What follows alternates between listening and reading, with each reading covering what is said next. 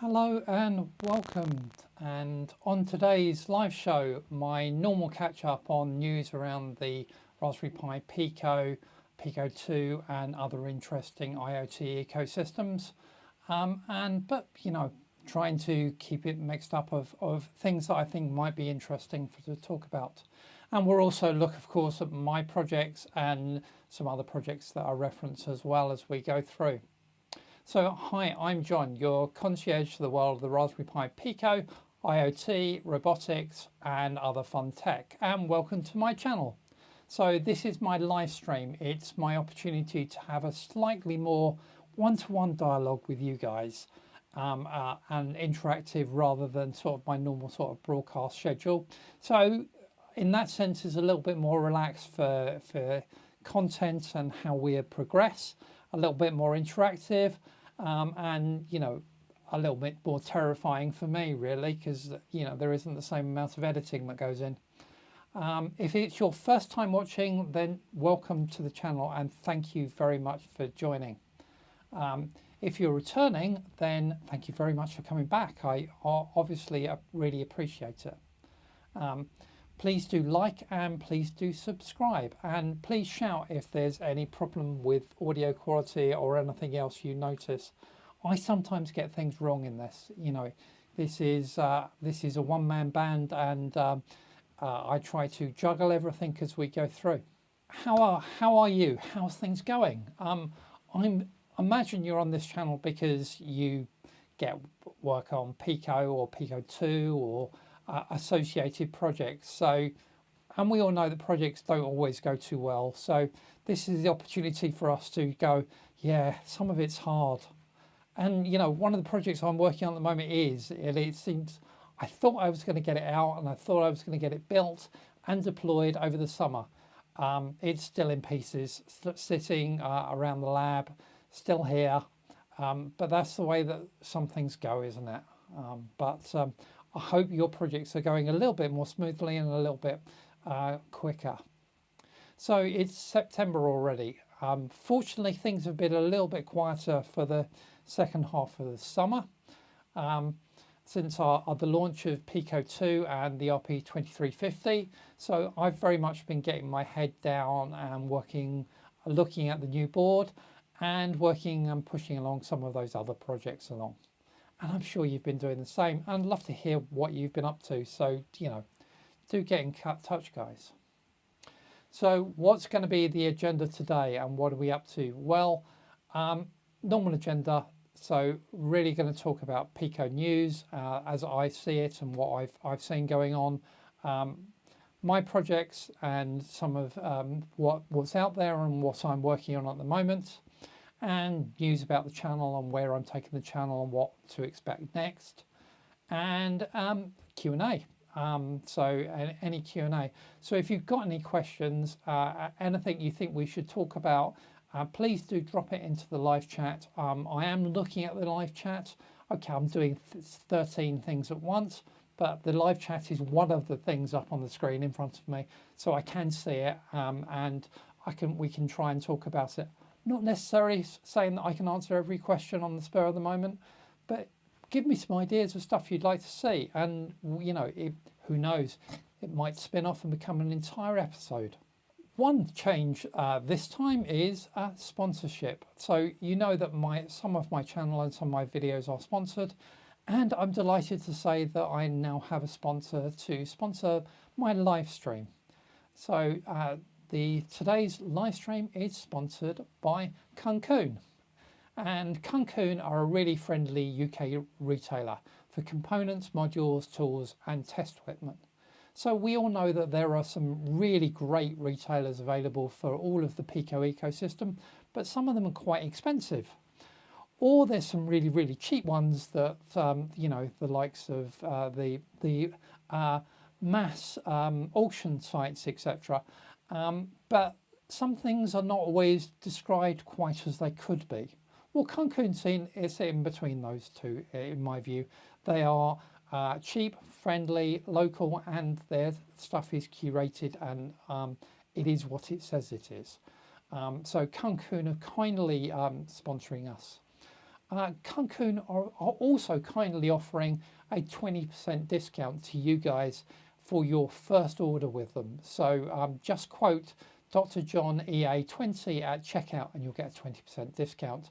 There are some exclusions, test gear and that sort of thing, where I don't think they make the same amount of money on, are excluded from that. But please, go and support Kunkune. They're lovely guys. They're really friendly. They're really helpful. Certainly been really friendly and helpful to me. It'll be lovely to support retailers in this space. They are UK only, and I know you guys are global, and that's really cool. But that, yeah, this sponsor is local. Some of my other sponsors are global, as you will know from some of my videos. With the sponsorship bit out of the way, let's talk about the news. What's going on in the world of the Pico ecosystem and other smart tech that I've seen? Well, I guess the big news since we last talked was the fact that a fairly serious bug came out on the RP2040, and I did a video on that. So this is the GPIO input bug where we're actually using pull down resistors bank. If you use the internal pull down resistor bank, then actually the GPIO input will get basically stuck after your first read, and then you'll basically need to reset it, which is really quite annoying and difficult. I think the only good news is that actually I very rarely use GPIO pull downs, and I could always use an external resistor as pull down to work around it. So there are things that we can do to work around it. I do have a video on the very subject out there, so go have a look at that video. I've got some ideas of workarounds, and I talk through the bug in some detail if you haven't heard about it yet and you're worried. I did have a little chat with someone online who had actually just ordered their boards and had designed it all with pull down to use the internal pull down resistor. I felt so sorry for him because that's not the place you really want to be. But I guess it happens with new hardware. So unfortunate, it's a pain, but it isn't the end of the world. That video gives you some ideas of workarounds, so just be aware of it. What else is going on? I guess the other news is the new VS Code extension for the Pico and Pico 2. Now, this is quite a big deal because this is becoming their Raspberry Pi's recommended route for developing for the Pico, at least for hobbyists. So this really means that everything is, the entire tool chain is set up inside VS Code, and that's the way that you do all your compilation, all your debugging, all your flashing of the Pico and everything. That isn't the way that I work. I tend to use the toolchain separately, and I tend to use lots of screens and lots of different programs all over my screen to give me access to the different services. So yeah, I'm not sure about this. I need to look at this in a little bit more detail and think, is this something I want to do? If you're using the VS Code extension and the toolchain, I'd be interested in your experience and what you think of it. Certainly, other people I've talked to just wonder about, is this really the way to go, that you want to push people towards that? It should some other flexibility. Because things like, the Windows installer that we've been used to, which was by and large the easiest way to get this out onto a Windows PC, that's not going to be supported for the SDK 2.0.0, and instead they're going to go with this VS Code extension. I think the good news for that is that the Windows installer will continue to support version 2.0.0. It's just that will only be via its author, which is a guy called Nikhil Dabas, and he will have it on his own GitHub site. So keep an eye out for that on GitHub. So yes, so I guess the bottom line is that the VS Code extension is, the recommended approach to do it, but not how I'm doing it at the moment. I will do a video looking at it at some point soon when I get some time away from other projects to explore it. Yeah, it is a massive shift from my approach of using, typing CMake and make and using utilities outside to work on my toolchain. The only good thing I will say about it is that it does mean that actually if you know where you're looking for it, you can actually find pre-compiled versions of things like Open OCD, which is quite useful, especially as I'm on a Mac, and compiling Open OCD on the Mac is quite often a pain in the arse. So that's useful. We can go, and there is pre-compiled versions for the different platforms. So the other intriguing news, or other thing I saw that I thought was really interesting, was that there's a new book coming out on designing your RP2040 board using KiCad. Now, I'm not a you probably know from my channel that although I do quite a lot of hardware, I'm really a software guy from heart. Well, actually, I'm an architect from heart, but software is where I sort of have spent a lot of my life. So this whole hardware bit is something I'm getting used to and upscaling. And actually, to understand how to put together a whole RP2040 board, to do all this in KiCad, to do all the design work, to think about all of the buses, the crosstalk from the buses, ground planes, aerials, and all of those sorts of things. This sounds like quite an interesting book. So this is going to be on my Christmas list, I think. And I definitely need to do a bit of reading of this one. But that was interesting that that's coming out, and looks worth a look. So those were the real big news points that I picked up around the Pico and Pico 2 and associated ecosystems. I always ask, is there anything I've missed that's going on that I've missed that I should be talking about? Do let me know, and I will make sure to get it in. If there's things that are coming up that you care about, that you'd like us to mention on the site, please do get in touch, and we can get them in. So let's have a chat about projects and all the projects that are going on and the ones that I've been working on. A lot of this is stuff, firstly, that you will have seen, because the first thing I'm going to talk about is, of course, all the projects that you've already seen and I've come up recently. So, I took a bit of time to go back and revisit the debug probe, because I think the debug probe is something that most of us now use to program our Picos, or at least something in that space. And I've got a combination of using debug probes and using RP2040 zeros as a combination to actually do that myself.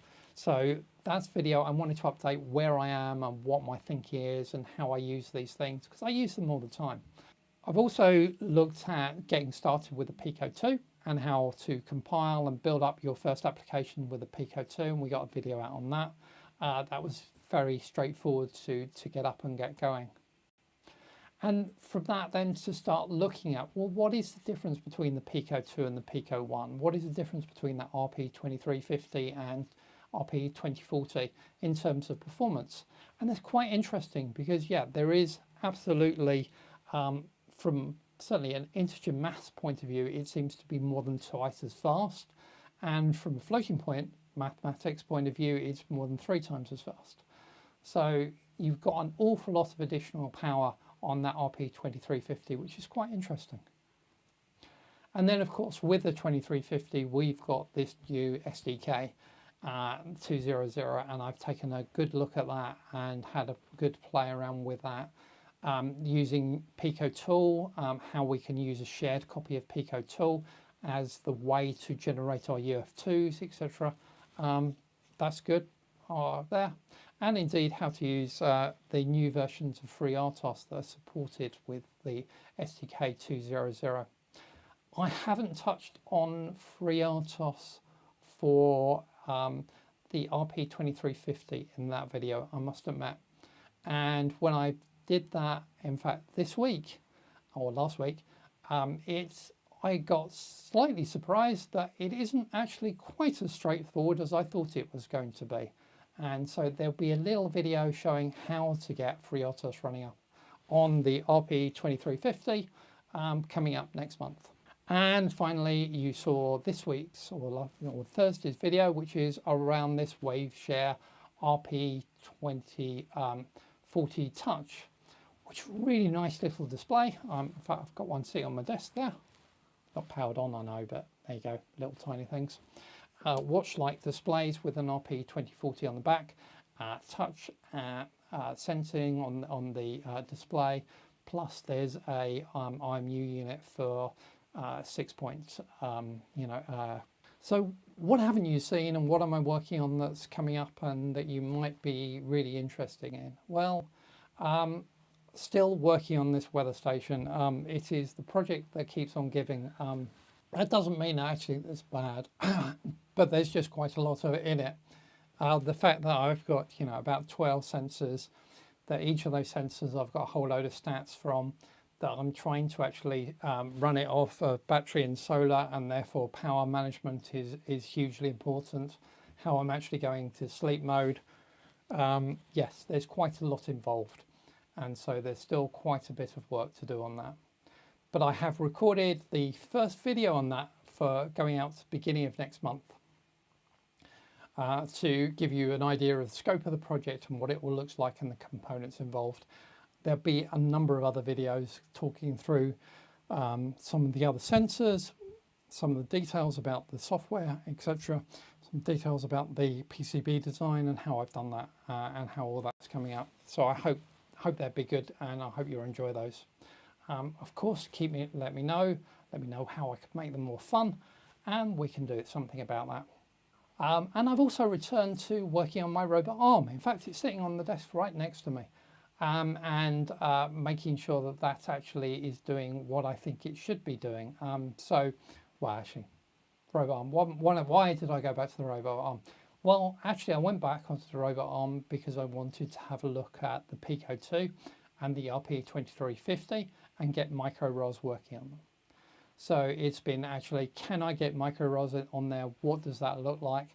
And what could be the advantages of running MicroROS on the RP2350 and using that as my embedded workhorse for some of my robots. So a video coming up on that will be out next month as well.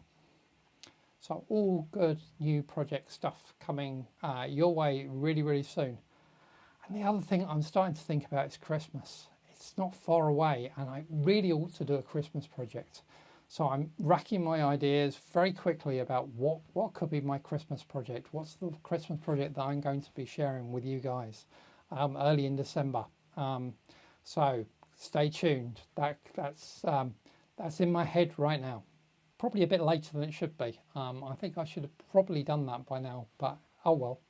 Oh good, it does still move on this slide. I've forgotten that. Oh well, never mind. Sorry about that. So there we go. So those are the projects that I've been working on, and all mainly my stuff this time. If you've got a great project, or you've seen a great project that you think I should be talking about around the Pi and Pico ecosystems, please do let me know. I'd love to feature your project, and I'd love to feature projects that you'd recommend. So get in touch, let me know what, and we can do something, and we can share that with the world. So what's my plan on the channel? Where are we going? Well, I always start by talking about what is my broadcast schedule. So as you all probably know, I broadcast on my main vlog on a Thursday. So that's the big content. We'll talk about a major subject, probably around 20 minutes in length, and there'd be generally a big project involved. And then on the following Tuesday, there will generally be a 3-minute summary. Depends how those 3-minute summaries are going. Some of those they're tricky to do, actually, to summarize everything down into sub 3 minutes. I'm not really good at it. And I'm keeping an eye on what the viewer rates are on that, because if people aren't watching those, then I might reduce the amount of work involved.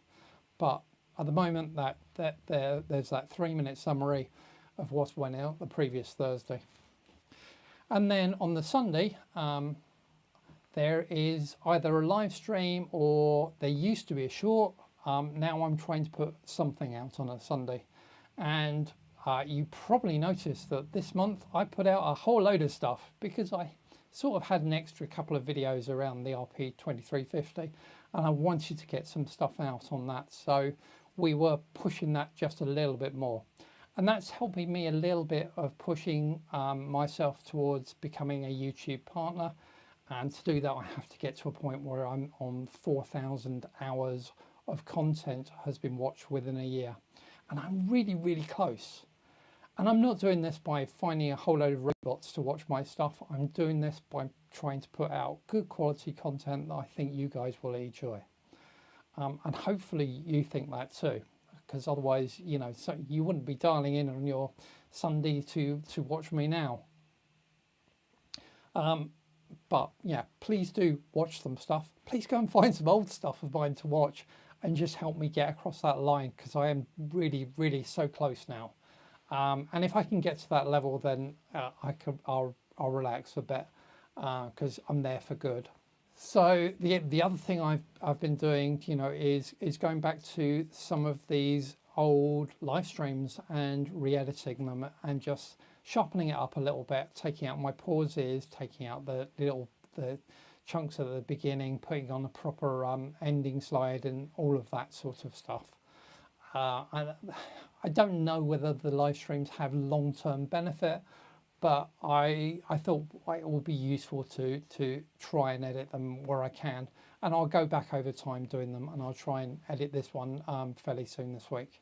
The other thing I'm working on, which we haven't had for a while, is guests. We haven't had, it's all been me.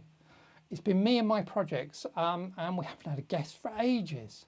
So I'm going to be working on getting some guests onto the channel, and we'll be doing a bit of fireside chat between me and some other makers and some other security experts and other builders in the space to just talk around, share what we're up to, where we're going, our ideas, how we come and do things, all of that sort of stuff, which I think will be quite interesting and hopefully useful to share. So look out for those and do stay tuned. So of course, the other big thing on the site is the super thanks feature. So just underneath the video, there is a big heart with a $sign next to it that you can push, which takes you into the super thanks. And this is really a YouTube way of you giving me a tip for saying, actually, John, that was really good stuff. That was really helpful. I enjoyed it. It helped me out. Here's a couple of dollars. Here's the price of a meal. Here's, you know, the price of a holiday. Go and enjoy. And what I'm doing is I'm trying to collect all this. I'm just saving this money to try and get myself to an open source event in San Francisco next year, which is a big conference which actually focuses quite a lot, I think, on the Pico and Pico 2 ecosystem. So that's my target, and that's what I'm doing. I appreciate all your help, and I appreciate all those who've given me tips via the super thanks button. Thank you very much. And, you know, thank you all for your support in watching, giving cash and just helping me out and giving ideas. Ideas is as good as anything else, guys. Really, always helpful. Of course, I am continuing to share stuff across other channels. I'm just about on every social channel I can think of. I haven't actually, well, I haven't set up a Telegram channel yet. I'm not sure if I should, nor do I set up a Discord area. But, you know, those are things I could do at some point. But I'm certainly across the others. I fall in love and out of love with these channels over time. I don't know whether I'm very successful on them. I'm more successful, I think, on YouTube, but they are there. I try to use Instagram to put a bit of an insider view of what I'm doing, and use Instagram stories for that, which you might find interesting. I'm not very good at following them, but then I don't actually get that much feedback from you guys on that. So I'm guessing you're not that interested, but anyway, I will try and continue to post some inside of you of what's going on Instagram. So please remember that, all of this stuff is, or quite a lot of the stuff that I do becomes courses and content to actually guide you through in a much more detailed and step-by-step process to actually train out some of these skills. And I put those as courses on the Udemy platform. They are commercial, and that's one of the places I get revenue from to actually allow me to do this life and to continue this place. So, if you are interested in those subjects, please do take a look at my courses and think about them. There's, from everything from getting started on the Pico through to, some interesting starter projects, some more detailed view on things like FreeRTOS, a real-time operating system on the Pico, running IoT systems on the Pico, or web services clients running on the Pico. So there are quite a lot of content out there. Please do to take a look at them and think about buying them. So no live questions at this point, and I only have one canned question in the bank. So I got asked about MicroROS over UDP and TCP connections from the W550 EVP Pico board, and that's an RP2040 board from WizNet. It's basically an RP2040 board with an Ethernet driver on it. I did do some projects on it a while ago. In fact, the cooling system in my server cabinets actually runs on that board. Now, doing MicroROS over UDP and TCP is not trivial. I know I have looked at it a little bit and not got a huge way through it, I must admit. I am aware that there are some Pico W projects out there that actually use UDP, certainly, on the Pico W. That might be a good place to look how they've done it. But I know it's going to be basically building up adapters and then connecting that in. I think the big thing is really trying to work out what's going on and to evaluate it. It's going to take some work to do.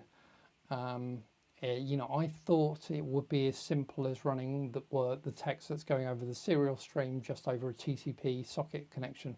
And that does not seem to be how MicroROS wants to run. So there is some quite a bit of stuff that you need to look at that. So sorry, I haven't got an ultimate answer for that. And yeah, that board is one that I've touched for other areas rather than that. So other live questions, none. You're all being really quiet this week, so which is fine. I don't mind. If there are no other questions, if you do think of things we ought to talk about, questions that answers or debates we should have, then let me know and I can put it in for the next live stream if we don't find something else to do in between. So that's it for today, I'm afraid. So I will do another live stream in October. So let me know what you think should be on that live stream, particularly if you've got any great projects to be on there, or you've got some questions that we should talk about and answers, or anything that should be on the news section. Let me know in advance and I can get that in there, please. And please do like and subscribe. I really do appreciate it. And, basically keep tinkering and keep enjoying the tech, guys. Thank you very much for watching, and I will see you all very, very soon. Bye-bye for now.